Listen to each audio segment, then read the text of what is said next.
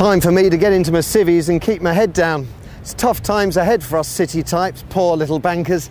In fact, I'm thinking of an alternative career, something with a solid salary, long holidays, gold-plated pension, generous expenses.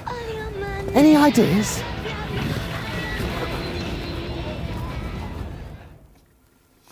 Matthew Ryan, don't worry, he did pick everything up afterwards. We don't leave litter lying around on this programme. Diane, was this the week when MPs finally got it? Did they finally realise the seething resentment among the British public about their expenses? Well, this was the week Michelle Obama came to London and she looked fabulous. Lovely glittery cardigan. And just fabulous altogether. But on MPs and their expenses, no, I worry that not enough of my colleagues have really got it. Because they groaned when David Cameron raised it. I mean, that didn't go down well with the public. And you can still hear them kind of justifying themselves.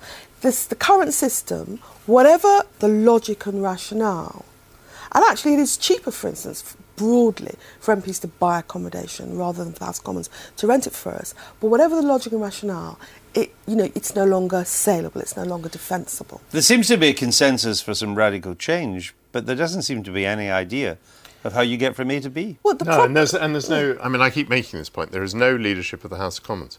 It is not the Speaker. It can't be any of these committees. The government is kicking it into the long grass again because it doesn't want this resolved in the near term. There's consensus amongst thinking people, but the trouble is, because we're a self-regulating House, the people that have to vote for radical change are MPs, and MPs will not vote to disadvantage themselves. But would you like to go to the next election having voted against the change? Because people like me are going to bring it up through the campaign, and we have all the details of your expenses as well. Yeah, no, you'd be surprised. I mean, it's going to cost people their seats. I think maybe it the will. Home Secretary, but maybe Mr McNulty. Maybe those two.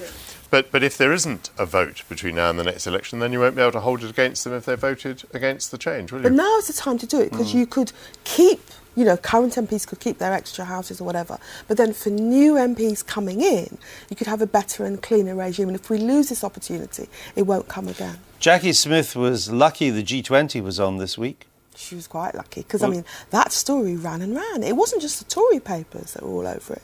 The Guardian, The Independent, it was scary. I don't know that she's lucky. I mean, this is death by a thousand cuts, isn't it? I mean, I don't think she's a particularly distinguished Home Secretary, and just one thing after another has removed all her dignity and all her credibility. The porn video thing was humiliating, actually, and humiliating in a way for a woman.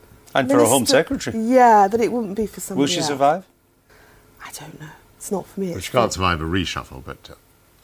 You think Brown could fire her or demote her at the next... you could put her in charge of culture. They look after videos, don't they? No, but I mean, he's got to at some point. He can't go into the election with her as Home Secretary, surely. All right. And it only gets worse, doesn't it? A lot of details are coming out, but very soon there will be an avalanche of details. We will see the most minuscule expenses claims. They're going to publish all of the receipts going back 5 years. It'll be a bloodbath. Did you spend 36 hours scrubbing out bits on yours? You were allowed to do that, weren't you? No, I didn't bother. The official word is redacting. Is that the word? Is that what it's called? It is. There we go. That's uxorial and redacting. 2 new words tonight. 2 new words. Lord Miners, he's under a lot of pressure. Is this position tenable? Well, now, again, he's been saved by the G20. It's rather... I mean, it looks to me as if the Times newspaper has it in for Lord Miners. But they get up steam for a couple of days, and then the steam goes away again, and then they get up again. So, I don't know, he's clinging on by his fingernails at the moment. The thing about Lord Miners, if he didn't know about the pension or understand about it, he should have done. And I think he kind of knew about it, but it didn't click with him because he's not a politician and a banker, and he just thought, well, that's a lot of money, but that's fine. He didn't think there was anything wrong with it. He couldn't see the politics of it. And I would assume the Labour Party doesn't really care whether he comes or goes. He has no base in the Labour Party. Well, no base in the party. It's not like Jackie. There will be people that would want to keep Jackie. Do you think will he go, Lord Miners?